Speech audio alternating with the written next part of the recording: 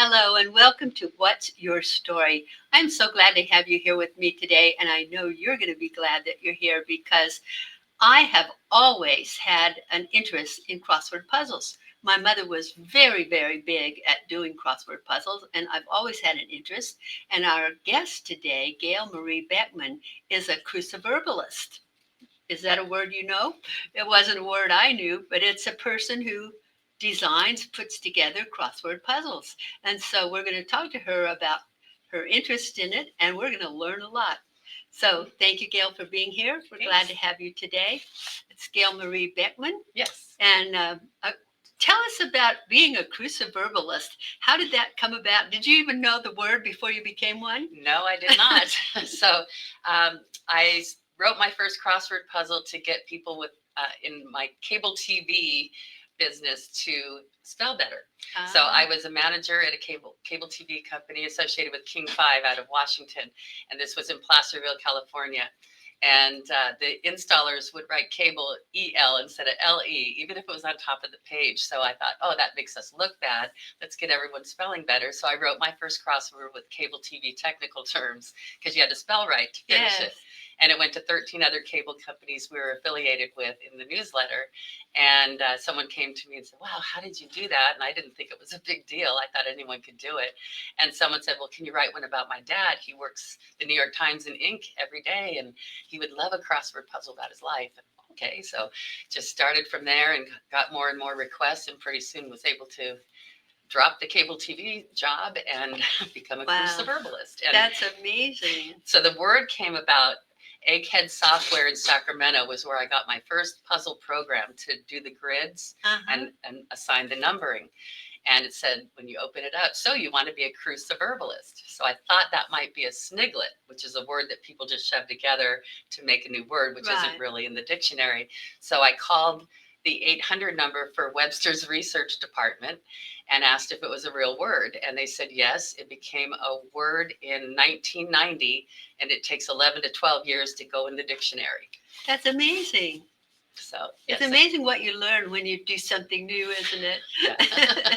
Yeah. Now you said you did one for this lady's father about his life. Now that's interesting. Do you do that for other people where you create events from their lives and you make a crossword puzzle so people make kind of a game out of it? Yes. Actually, this year I've already done 3 90-year-old birthday crosswords all about their lives. So that is amazing. I have a worksheet that helps you come up with ideas so that it doesn't tax your brain too much, but you can spread it out through the family and get people's input on the clues and such, and make it a big family affair to surprise the person who the crossword's about. And you would do things like remember when versus just your vocabulary knowledge. So it's very fun and gets people thinking about the past life. And some people don't even know some of the jobs or hobbies that their grandparents may have had, because you don't think to ask that when you're a kid. Yeah, that's amazing. I love it because, how many times have we thought, or I've thought, like with my mother when she was in her 80s, I thought, I wish she had written a book. I wish she had told me something about herself. But this is a way that you can learn about the person that you love in a very fun way, and a whole lot of the family can participate in the input. Yes. What a wonderful experience. One lady actually had me do a crossword puzzle all about her life to see if her 4 grown sons knew anything about her. And so it was like a test for them. Oh, that's interesting. Yeah, that's so interesting. You never know what people will request. It's very fun. Yeah, because we don't know what to ask our parents when they're growing up, when we're growing up, and one day they tell you, oh, we did something, and you're like, what? You did that? Right. And it's kind of amazing. I love that. But you also do these for weddings. Yes, I've done several bride and groom crosswords. It actually came about from one person asking for a wedding crossword all about the bride and groom to keep the attendees busy while pictures were being taken, and they're waiting for the reception to start. So the DJ would run it and say, okay, whoever finishes first will get this centerpiece, and so it's about the bride and the groom, and it's used as an icebreaker to get both sides of the family talking to each other. So I've done about 50 or 60 of those because I was featured in the 2000 edition of style magazines. Mhm. It was their wedding edition, which people hang on to for years, I learned. And I was number 36, I think, in 101 ways to personalize your wedding. Wow. So they had a little write-up about me, and it got me about 50 or 60 more jobs. So This that is was great. amazing. Yeah. I mean, Oprah should put it in her magazine. Yeah, it's really I've reached out to fascinating. most every magazine, but I have just recently heard people say, I go in, when I want a magazine, I'll flip through it, and if there's not a puzzle in there, I find one that has one. And Mhm. I let magazines know, hey, there's an audience for this, and it's great for your readership. So, Yeah, and also I think airline magazines. You know, they used to have airline magazines in the backs of the seats, and there was always a crossword puzzle. and usually it's already done. Yeah, somebody did it on the previous Yeah. flight. I've actually offered to airlines, I think it was when JetBlue first came about, that we could do puzzles that could be erased and keep it, whether it's a word search or a crossword, and you can leave it and for the then they next would- person. yeah. So yeah, that would make more sense. That would make a lot more sense. It What didn't a great fly. idea. It didn't fly, literally. It didn't fly on JetBlue anyway, right? Yeah. Oh, that's funny. But I mean, they're amazing. And I saw one you did. Was it about Las Vegas? You did it about the city. Yes, this entire puzzle book was Las Vegas word search puzzles and color photos, with the help of a couple local photographers and an artist. But I did word search puzzles because Las Vegas doesn't keep its history. They're easy quickly to implode something if they want the space, so things don't stick around. Word search puzzles can still be worked even if the place is gone. Yes, So, even if it's changed. yes. Yeah. Mhm. What a great idea. I mean, I would think every city in the country would want one of those. I would think so too. Yeah. Want to go in business? We'll promote it to all the chambers of commerce I everywhere. have reached out to a lot of them, and I can show them how they can pay for it too. So through their membership. Oh, well, that's a great idea. Because what I did with this one, for example, is there's local commerce. So this whole puzzle has a business name, a 7-word description, and their phone number. And then you find the business name in the puzzle. So it's a reinforcement of information for local commerce. And it's like an ad. So that ad page What can a help pay for great the printing idea. of the puzzle book. I love it. What a fabulous, fabulous idea. Thank you. Oh, I know people who could use that. We need to contact them and let them know. What is the process? Let's say, like, if I said to you, I want a puzzle on positive mental attitude. Okay. What would be the process? What would you do first? First, I'd get the list of words and get your approval on it. You're saying crossword? Yeah. Okay, so a crossword takes 40 to 55 words and phrases and ideas. I gather that up from you. We decide on what's the most important to go in first, and then I try to use as much as the other words as possible. So you get about 20 of the most important aspects that you want in the crossword. And then we put it together and have a little back and forth on the clues to make sure everyone's happy, and it goes from there. That's amazing.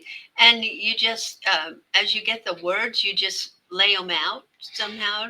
Well, I make a list, and I still use graph paper and pencil and handwrite all my puzzles, whether it's a word search or crossword, because working puzzles keeps the mind sharp. It staves off dementia and Alzheimer's. So for me, to keep my mind sharp, I handwrite the puzzles and work on them falling together properly. And they seem to all the time.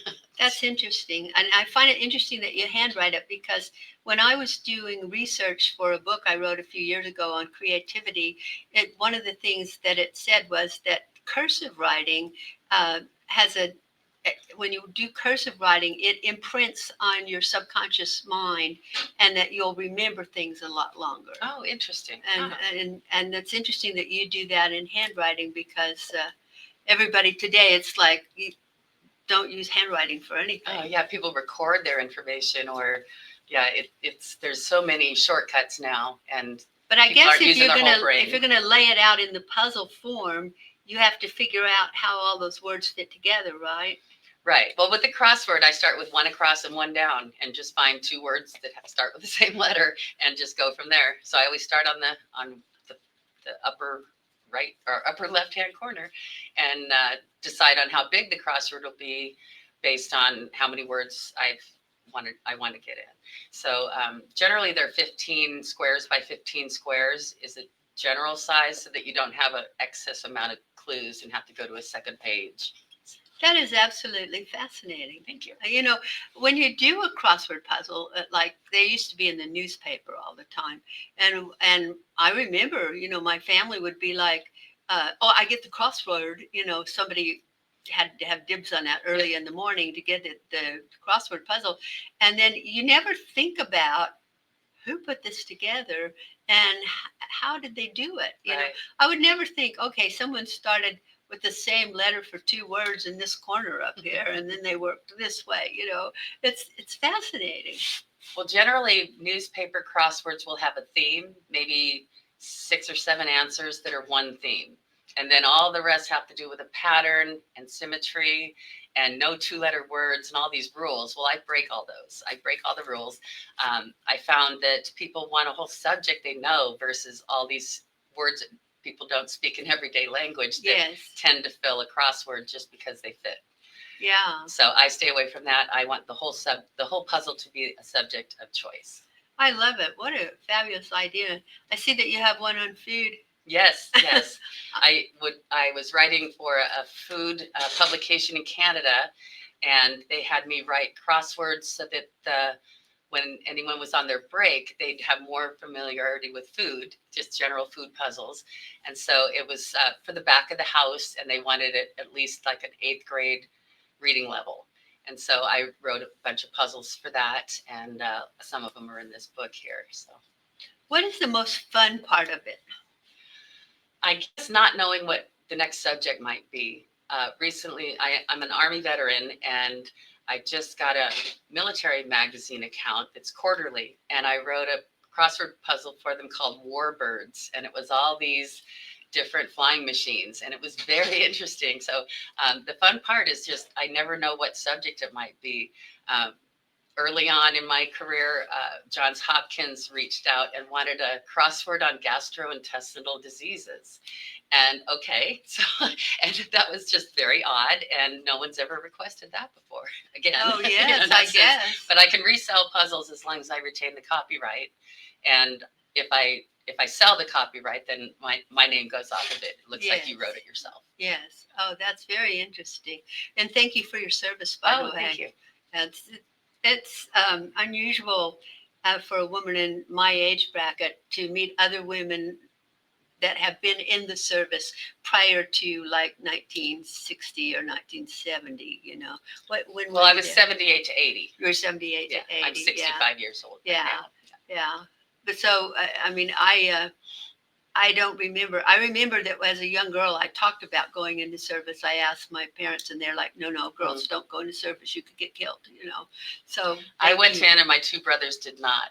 But oh, isn't that interesting? Yeah. So my thing was, I wanted to go to other countries and and actually get paid to learn something, not go to 4 years of college and come out of dishwashing somewhere because there's nothing open in the field. And I saw many people do that. So I wanted to go a different path.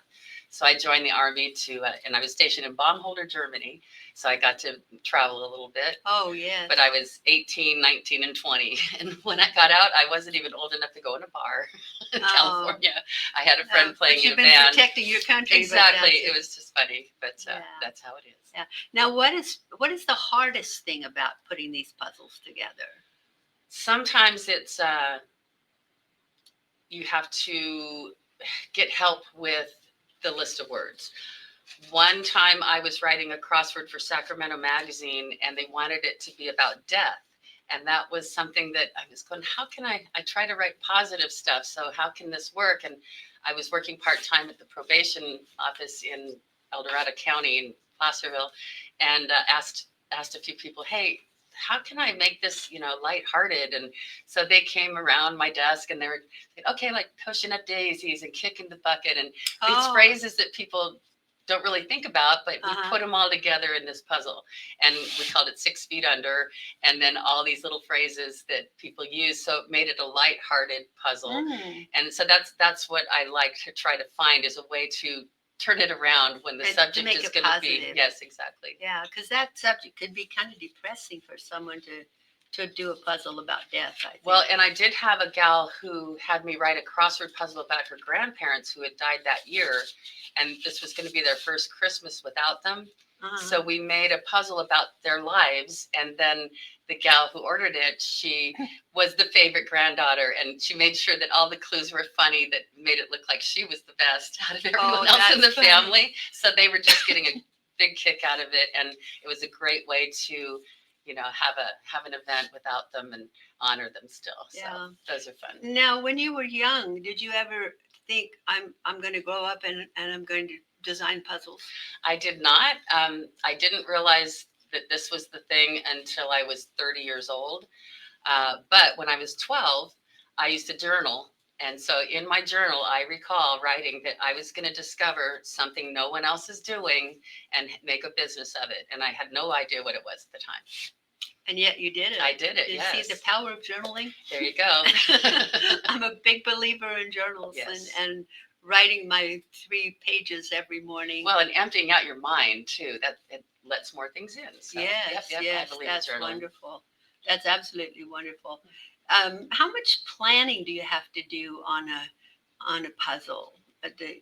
When the person says, "We want you to do a puzzle," now do you have to sit down and plan, or are you already have a template? I have a worksheet that I send somebody that helps them come up with ideas if it's about a person, a couple, or a family. Mm-hmm. For technical training or business, I can take someone's brochure and turn it into a puzzle.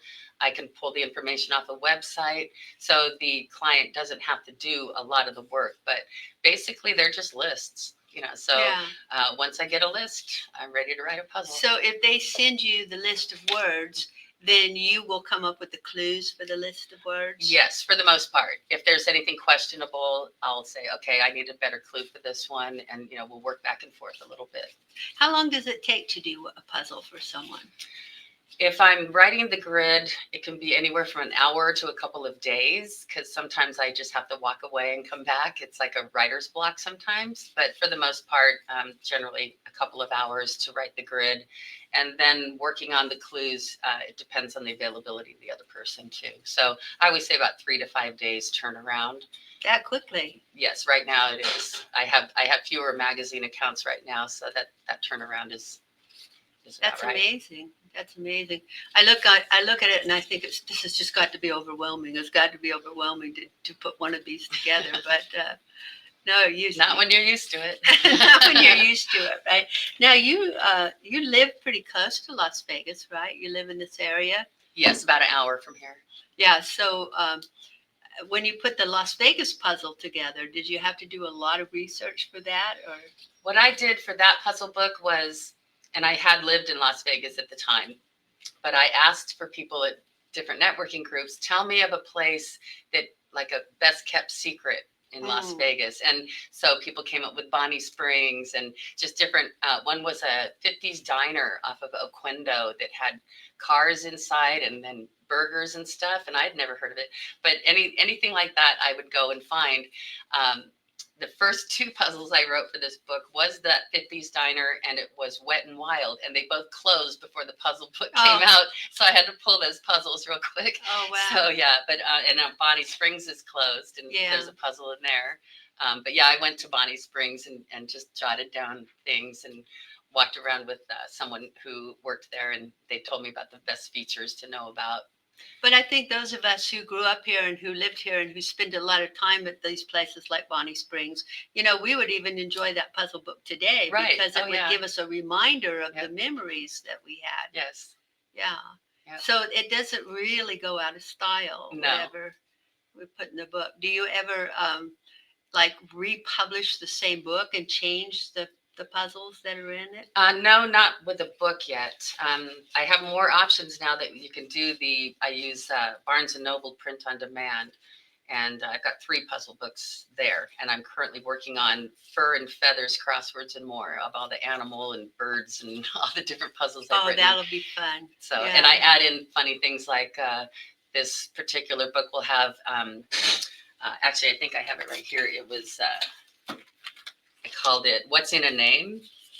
And it's a crossword that is all the bands that have animal names in them. Oh, So, interesting. Yeah, and I did that with food. I have a word search in the food puzzle that's band names with food in them. So just kind of go a little bit off kilter when you think it's all one subject. Yeah, So, but that's kind of interesting concept because we don't think about, how many bands would be named after food, right, and right? it's surprising when you go to look at these lists. And boy, lists are so much easier to get now with the internet. Oh, yeah. Because before I'd have to collect all these dictionaries. I had one called Descriptionary and one that's called Reader's Digest Reverse Dictionary, where it could be just the subject, it'd be all the terminology for that subject. So, and I'd write right in it and just cross off my lists and stuff as I'd use them. Oh, yeah. Oh, So yeah, they were good my reference material. mainstay, and people would bring me dictionaries all the time. I've got a lot of really elderly little tiny dictionaries and things that are really neat. So Oh, it's fascinating. I'm just totally fascinated with it because my mother she worked crossword puzzles every day of her life.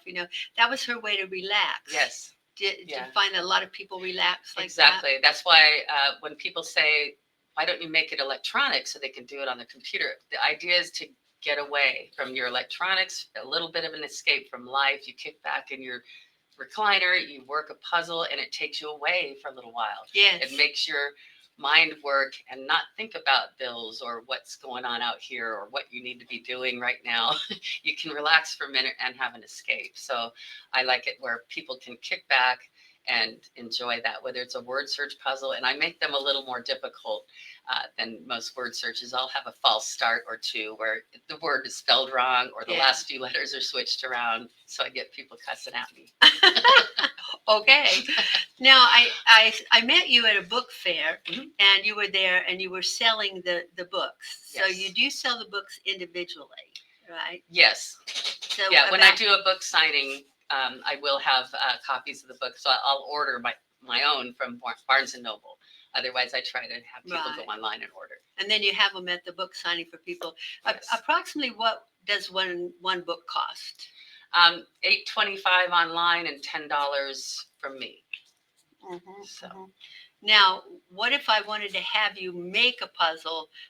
Is it very expensive? Do you base it on the time involved, or do you base it on the degree of difficulty, or how big they want the book? And do you make the books any number of pages, or? Well, my current books are 21 crosswords and 7 word search puzzles. So 28 puzzles, and then the answer puzzles are in the back. So if it were an entire puzzle book, that would probably be a few grand. Individual puzzles, I have flat rates. So if you were to want a personalized word search, it's $175, and a personalized crossword is $325. And that's also nonprofit rates, those two. For corporate and business puzzles, I go to $325 for the word search and $475 for the crossword, and it's theirs to use for as long as they want. Right. And then do you reproduce them for them? So that, say the person wanted 50 for the wedding, to have one No. for everybody. Do you, or do they just order them off of They your? order the one puzzle and they print as many as they want themselves. Okay, so they have to go and have it printed Right. somewhere. Yep. You couldn't order them from like Barnes and Noble if they're personalized. You could put a whole puzzle book into Barnes and Noble and then just not have it public. Oh, So yeah, I could create it there, and then they could go and order as they want through a code. well, that's good to know. Yeah. I didn't know that the online Barnes and Noble would do that, but that's. Yeah, I believe that's how it works, where you can put it into a group that not the public doesn't see. Ah, You know? And even if they did, it would just be an advertisement. yeah, You know, so- yeah.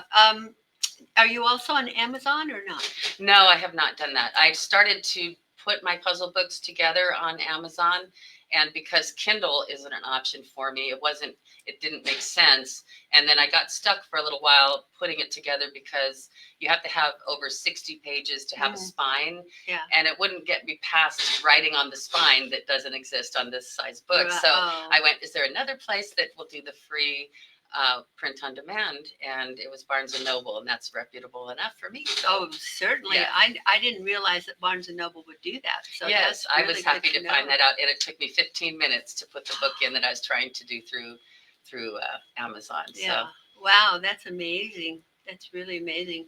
And so people can go on Barnes and Noble website and order your puzzles. Yes. Now. We'll order these 3 puzzle books. It's cannabis crosswords and more, food connoisseur crosswords and more, and there's one called mind body crosswords and more. And I sold out of those at the book signing, but they're available. And those are all health and wellness puzzles I had written for Medical Post in Canada.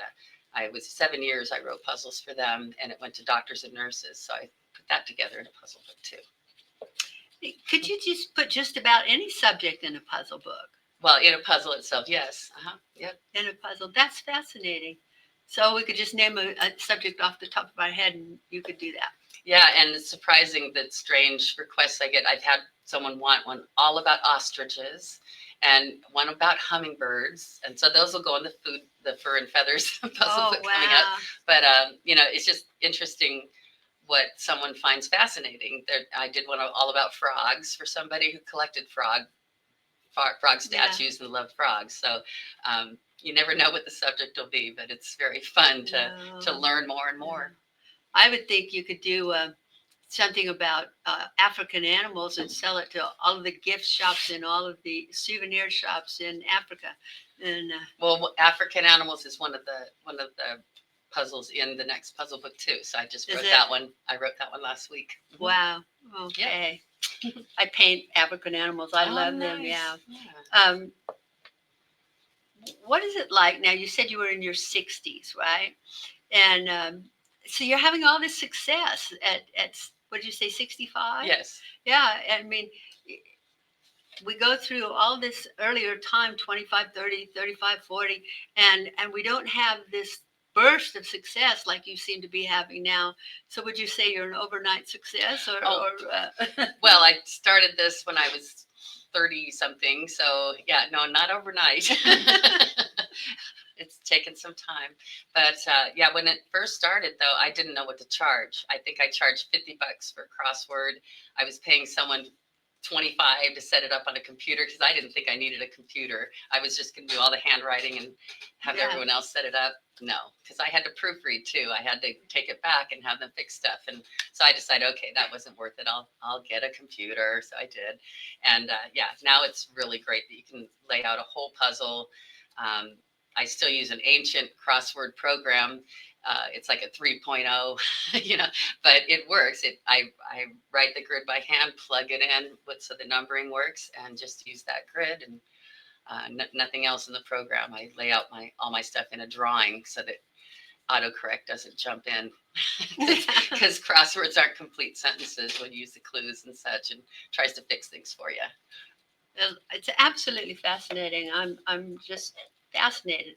And I was going to ask you a question like there's thousands of crosswords already in the world. What made you think you needed to do another one? But obviously everybody needs a different one.